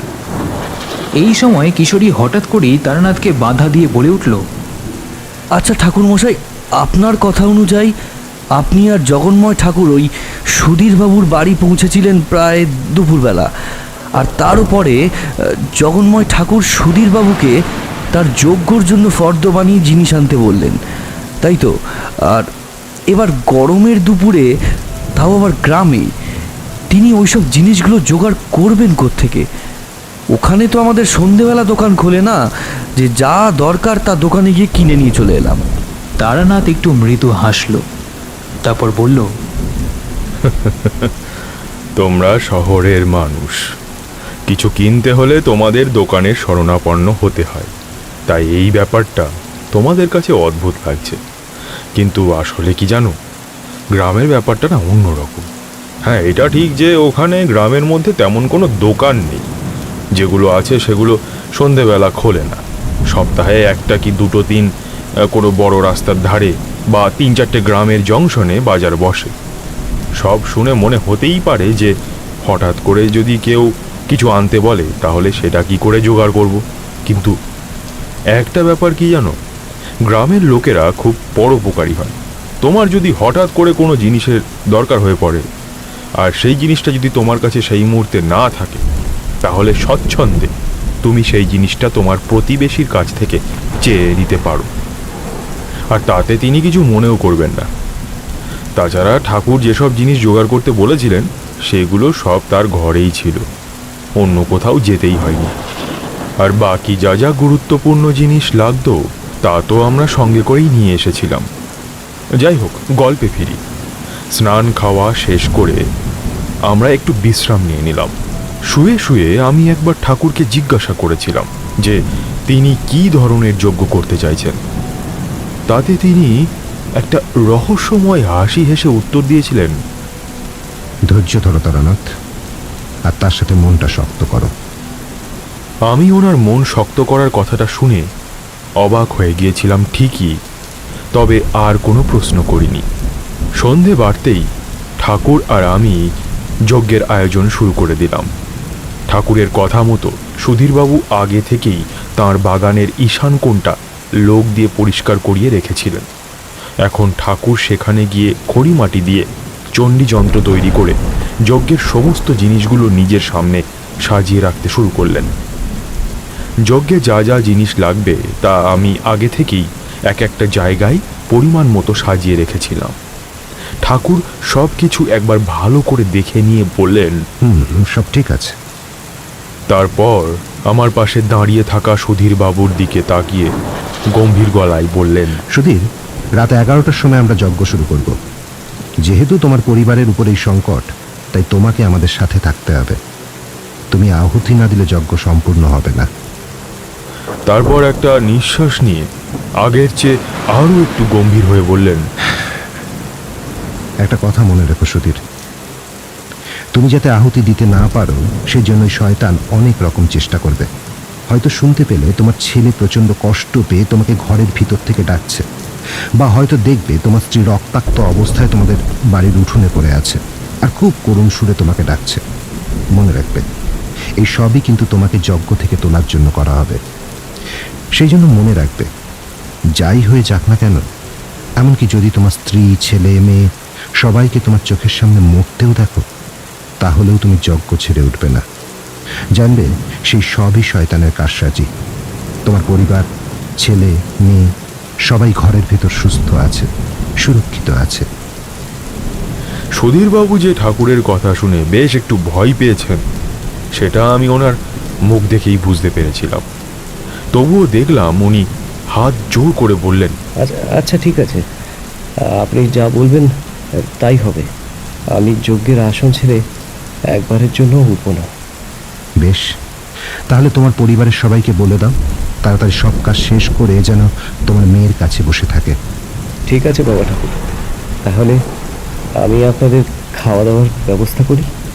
না সুধীর, আজ রাতে আমরা খাবো না। যজ্ঞ যতক্ষণ না শেষ হচ্ছে ততক্ষণ আমরা কিছু খেতে পারবো না। যথা আজ্ঞা বাবা ঠাকুর।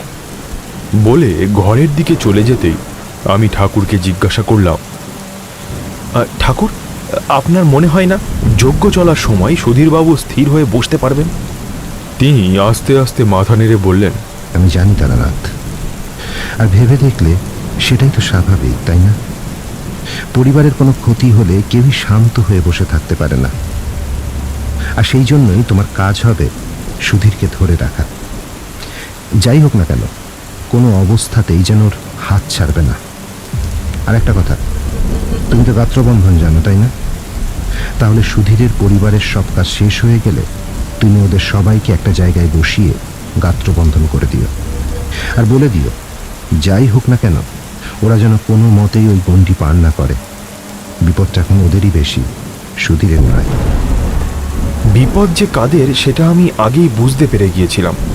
যখন আমি বাড়ির অন্যান্যদের দেখেছিলাম, সবাইকে যেন একটা কালো রঙের পর্দা ঘিরে রয়েছে, কারো বেশি গাঢ়, কারো কম, কিন্তু সুধীরবাবুর মতো হালকা কারো নয়।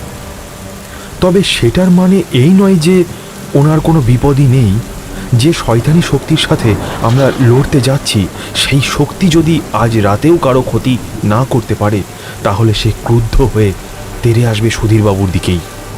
তুমি ঠিকই বলেছ, তবে আমি থাকতে সুধীরের কিচ্ছু হবে না। আমি ওর কিছু হতে দেব না। এরপর আমি কিভাবে গাত্রবন্ধন করলাম সেটা বলে গল্প বড় করলাম না। ওনাদের রাতের সব কাজ শেষ হওয়ার পর সুধীরবাবুর অসুস্থ মেয়ের বিছানায় তাদের ঠিকঠাকভাবে বসিয়ে সুধীরবাবুকে সব কিছু ভালো করে বুঝিয়ে এক ঘটি জল শোধন করে গাত্রবন্ধন করে দিলাম। সেই সঙ্গে তাদের বারবার করে বলে দিলাম, যাই হয়ে যাক না কেন তারা যেন কোনো মতেই এই গণ্ডি পার না করে। কাটাই 11:30টার সময় ঠাকুর যজ্ঞ শুরু করলেন। ঠাকুরের একদম পাশে বসেছিলেন সুধীরবাবু, আর তার বাঁ দিকে বসেছিলাম আমি। ঠাকুর যজ্ঞ শুরু করার কিছু আগে থেকেই হাতের মধ্যে একটা লাল সুতোর গোছা নিয়ে বসেছিলেন। এখন যজ্ঞ শুরু হওয়ার কিছুক্ষণের মধ্যেই তিনি সেই সুতো দিয়ে আমার ডান হাত আর সুধীরবাবুর বাঁ হাত বেঁধে দিলেন। আমি ওনার মন্ত্র পড়া দেখে বুঝতে পারছিলাম তিনি এইটার কথাই বলছিলেন, যেটা সুধীরবাবুকে রক্ষা করবে। সুতোটা বাঁধা হয়ে গেলে তিনিও সেটাই বললেন। সেই সঙ্গে আমার কানে কানে বলে দিলেন, শয়তান সুধীরকে যজ্ঞ থেকে তোলার জন্য নিজের কাজ শুরু করতে সুধীর যে যজ্ঞ ছেড়ে ওঠার চেষ্টা করবে সেটা আমি জানি। এমনকি ও যে সুতোটাও খোলার চেষ্টা করবে সেটাও আমার জানা। আর সেক্ষেত্রে তোমার কি কাজ হবে মনে আছে তো? মনে আছে। যাই হয়ে যাক না কেন সুধীরবাবুর হাত শক্ত করে ধরে রাখতে হবে, ছাড়লে হবে না। হ্যাঁ, ঠিক বলেছ। তাহলে তোমরা প্রস্তুত তো? আমি যজ্ঞ শুরু করছি। যজ্ঞের আগুন জ্বলে ওঠার কিছুক্ষণের মধ্যেই আমরা অনুভব করতে পারলাম বাড়ির পরিবেশের মধ্যে একটা পরিবর্তন শুরু হয়েছে।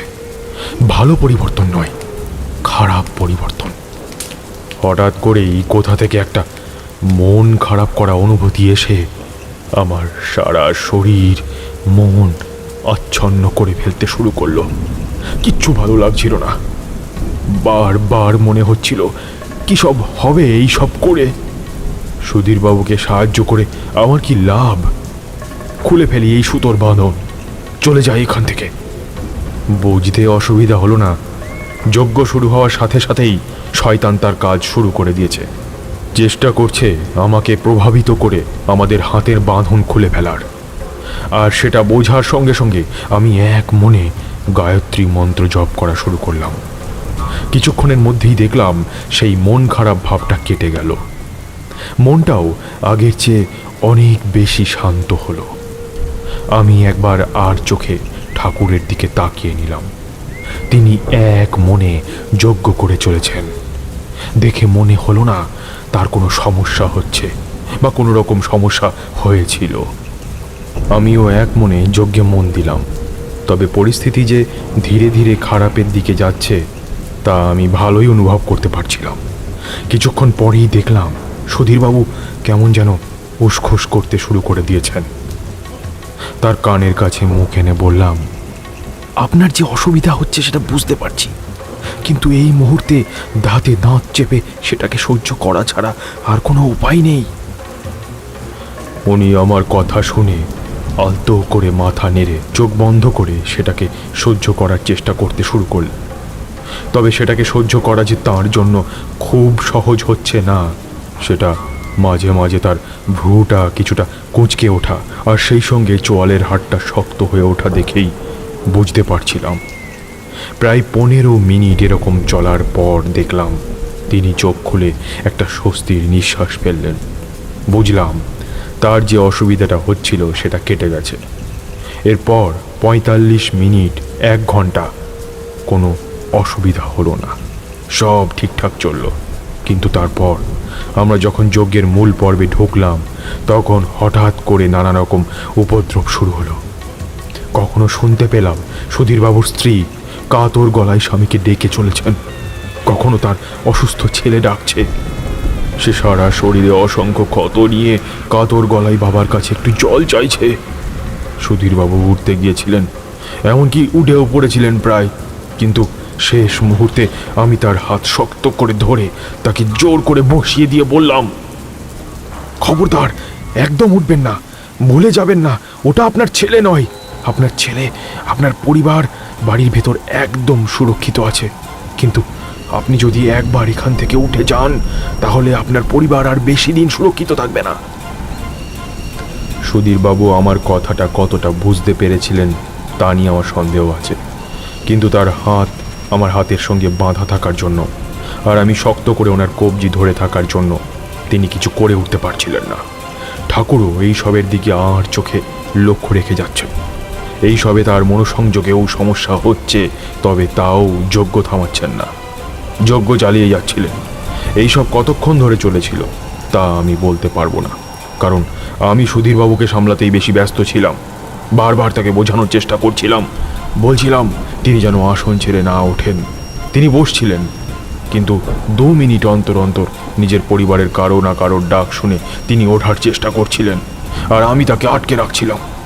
এই সবই চলছিল, এমন সময় ঠাকুর গম্ভীর স্বরে বলে উঠলেন, সুধীর। আমি জানি না তার ওই গলার স্বরে কি ছিল, কিন্তু ওই গলার স্বর কানে যেতেই সুধীরবাবু পুরোপুরি থেমে গেলেন। আর তারপরেই তিনি একটা অদ্ভুত কাজ করলেন। সুধীরবাবুর ডান হাতটা টেনে নিয়ে তার বুড়ো আঙুলের সামনের দিকটা বেশ কিছুটা কেটে দিলেন। তারপর সেখান থেকে কিছুটা রক্ত নিয়ে একটা বেল গাছের পাতায় লাগিয়ে সুধীরবাবুকে আদেশ দিলেন সেটাকে আগুনে আহুতি দিতে। সুধীরবাবু আহুতি দিতেই দেখলাম উপদ্রবটা হঠাৎ করেই যেন অনেকটা কমে গেল। তবে 3-4 মিনিট পরেই উপদ্রবটা আবার আগের অবস্থায় ফিরে এলো। ঠাকুর একটা নিঃশ্বাস ফেলে বললেন, শোনো, তোমাদের একটা কাজ করতে হবে। একটা বিশেষ জিনিসের জন্য তোমাদের উপর শয়তানের নজর পড়েছে। সেই জিনিসটা তোমাদের নিয়ে আসতে হবে। জায়গাটা আমি জানতে পেরেছি, বলে দিচ্ছি, তোমরা গিয়ে নিয়ে এসো। তার মানে আমি এখন আসন থেকে উঠতে পারবো? পারবে, ওই সুতোটাও খুলতে পারবে, তবে তার আগে আমায় একটা জিনিস করতে হবে। বলে তিনি নিজের হাতের তালুটা কেটে ফেললেন। কি দিয়ে কাটলেন সেটা আমি ঠিক বুঝতে পারলাম না, তবে সেটা যে বেশ ধারালো আর তাতে ওনার হাতে যে বেশ অনেকটাই কেটে গেছে সেটা বুঝতে অসুবিধা হলো না। তিনি নিজের হাতটা যজ্ঞের আগুনের ওপর ধরে এক ফোঁটা করে রক্ত সেই আগুনের ওপর ফেলতে লাগলেন। সেই সঙ্গে বললেন, যতক্ষণ আমি এই যজ্ঞকুণ্ডের উপর রক্ত ফেলতে থাকবো ততক্ষণ কোনো উপদ্রব হবে না, তোমাদের কোনো বিপদ হবে না। এই ফাঁকে তোমরা যত তাড়াতাড়ি সম্ভব বাগানের উত্তর দিকের কাছে ফেলে রাখা লাল কাপড়ের পুটুলিটা নিয়ে এসো। আমরা আর দেরি করলাম না, একরকম ছুটেই গেলাম বাগানের উত্তর দিক লক্ষ্য করে। অন্ধকারে খোঁজাখুঁজি করার কাজটা বেশ কঠিন, তবুও ভাগ্য আমাদের সহায় থাকার জন্য 10-15 মিনিটের মধ্যেই একটা মাঝারি সাইজের ঝোপের আড়াল থেকে জিনিসটা খুঁজে পেলাম। আমরা আর দাঁড়ালাম না, ছুটে গেলাম ঠাকুরের দিকে। গিয়ে দেখি ঠাকুরের হাত বেশ খানিকটা আগুনের তাপে কালো হয়ে উঠেছে, কিন্তু তাও তিনি হাত সরাননি, একইভাবে ধরে রেখেছেন। আর শুধু তাই নয়, তিনি একটা শব্দ অবধি করছেন না, দাঁতে দাঁত চেপে সব সহ্য করছেন। আমরা ওখানে গিয়ে পৌঁছাতে তিনি শান্ত স্বরে বললেন, তারানাথ, আমি হাত সরানো মাত্রই তুমি এই পুটুলিটা আগুনে ফেলে দেবে, তাহলে সুধীরদের উপর থেকে শয়তানের নজর সরে যাবে, বুঝেছ? আমি মাথা নাড়তে তিনি বললেন, তাহলে তুমি তৈরি হও। 3 বলার সাথে সাথে ওটা আগুনে ফেলে দেবে। 1, 2, 3। কথা শেষ করেই তিনি হাত সরিয়ে নিলেন, আর আমিও সঙ্গে সঙ্গে পুটুলিটা আগুনের মধ্যে ফেলে দিলাম। পুটুলিটা আগুনে ফেলার সঙ্গে সঙ্গেই একটা অদ্ভুত জিনিস হলো। একটা ভয়ঙ্কর চিৎকার করে যজ্ঞের আগুন থেকে একটা অদ্ভুত রকমের জীব 2 হাত বেরিয়ে এলো। তার সারা শরীরে বড় বড় কালো লোমে ঢাকা, সরু নখের আগায় ধারালো নখ। তবে সব থেকে বিকট দর্শন তার মুখটা। সারা মুখটা যেন আগুনে পুড়ে গেছে, সারা মুখ জুড়ে দগদগে ঘা, ডান দিকের চামড়া মাংস সব ঝুলে পড়েছে।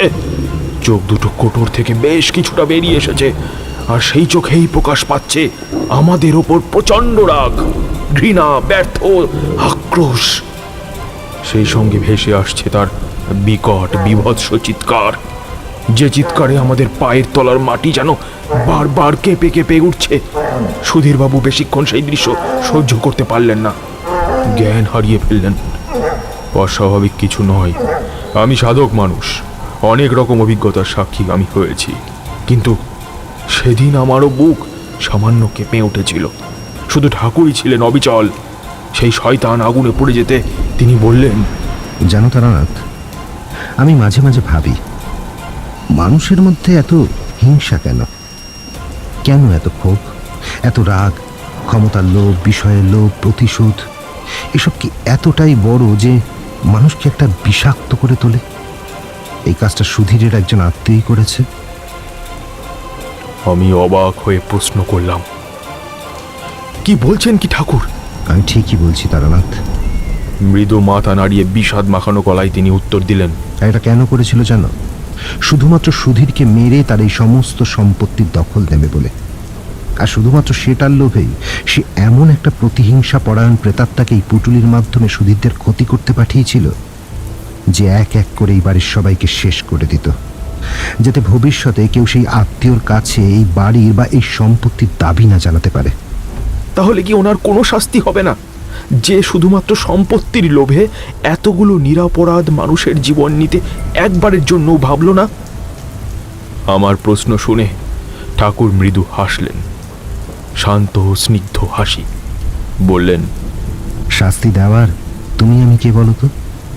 মা চণ্ডীর কৃপায় আমি শুধু কয়েকজন নিরাপরাধ মানুষদের বাঁচাতে পারি, এই মাত্র। শাস্তি দেওয়ার অধিকার আমার নেই, সেটা যার কাজ তিনিই করবেন। তবে আমি এটুকু বলতে পারি, জগতের সব থেকে বড় তার বিচার হবে, স্বয়ং মহাকাল তার শাস্তি নির্ধারণ করবেন। ঠাকুর কিছু ভুল বলেননি। অনেক দিন পর আমি জানতে পেরেছিলাম সুধীরবাবুর একজন আত্মীয় দীর্ঘ 5 বছর কঠিন রোগভোগের পর মারা গেছেন, আর তার সারা শরীরে নাকি পচন ধরতে শুরু করেছিল। সেদিন চোখে মুখে জল ছিটিয়ে সুধীরবাবুর জ্ঞান ফিরিয়ে এনেছিলাম। বিপদ কেটে গেছে। তিনি আনন্দে কেঁদেই ফেলেছিলেন। তিনি ঠাকুরকে তেমন কোনো প্রশ্ন করেননি, আর তিনিও কিছু বলেননি। উনি শুধু একটাই প্রশ্ন করেছিলেন, ঠাকুর যখন সবই জানতেন, তখন তিনি কেন আগেই ওই পুটুলিটাকে আগুনের মধ্যে ফেলে দিতে বললেন না? ঠাকুর উত্তর দিয়েছিলেন, তোমাদের ক্ষতি করতে যাকে পাঠানো হয়েছিল তাকে এত সহজে তাড়ানো যেত না। সে রক্তপিপাসু ছিল। তুমি যদি এই পুটুলিকে কোনোভাবে নষ্ট করতে যেতে, তাহলে সবার প্রথমে তোমাকেই শেষ করত। অবশ্য আমি কিছুই জানতাম না, যজ্ঞটা করেই আমি সব জানতে পারি।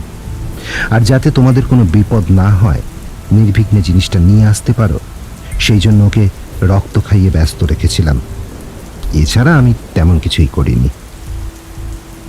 এই ঘটনার পর আরও 3-4 মাস ঠাকুরের সেবা করেছিলাম। তারপর ঠাকুরেরই আদেশে বাড়ি ফিরে আসি। আর সেই যে আসি, তারপর আর তার দেখা পাইনি। 2 বছর পর আবার সেই গ্রামে গিয়েছিলাম। শুনেছিলাম ঠাকুর আর নেই। মা চণ্ডীর ধ্যান করতে করতেই তিনি মহাসমাধিতে লীন হয়ে গেছেন। তারানাথের বাড়ি থেকে বেরিয়ে কিশোরী জিজ্ঞেস করলো, আজকের গল্পটা বেশ ছিল, তাই না? আমি কিছুই বললাম না। কিশোরী কিছুক্ষণ অপেক্ষা করে আবার জিজ্ঞাসা করলো, এই তোমার কি হয়েছে বলো তো? অনেকক্ষণ দেখছি কোনো কথা বলছো না। তোমার শরীর ঠিক আছে তো? আমি ধীরে ধীরে বললাম, শরীর ঠিকই আছে কিশোরী, কিন্তু আজকের পর থেকে হয়তো তারানাথের গল্প আর অবিশ্বাস করতে পারবো না। কেন? কারণ তারানাথ আজকে যা যা বলল তার সবই সত্যি। সাতগাছিয়া আমার মায়ের মামা বাড়ি, সেই সূত্রে আমি অনেকবারই সেখানে গেছি। আর ওই জগন্ময় ঠাকুর মায়ের পূর্বপুরুষ হওয়ার জন্য তার অনেক গল্পই আমি শুনেছি। এমনকি তারানাথ আজকে যে গল্পটা বলল সেটাও আমি ছেলেবেলায় মায়ের মামা বাড়িতে গিয়ে শুনেছি। কি বলছো কি বিভূতি? ওই জগন্ময় ঠাকুর তোমার মায়ের পূর্বপুরুষ ছিলেন? তার মানে গল্পের কোনো চরিত্র ছিলেন না, সত্যি করে উনি এক সময় ছিলেন? তাহলে তো... কিশোরী বাকি কথাটা আর শেষ করলো না। আমিও আর কিছু বললাম না, কারণ তখন আমার মাথায় খালি একটাই জিনিস ঘুরছে, এরপর আর কখনো কি তারানাথের গল্প আমি অবিশ্বাস করতে পারবো?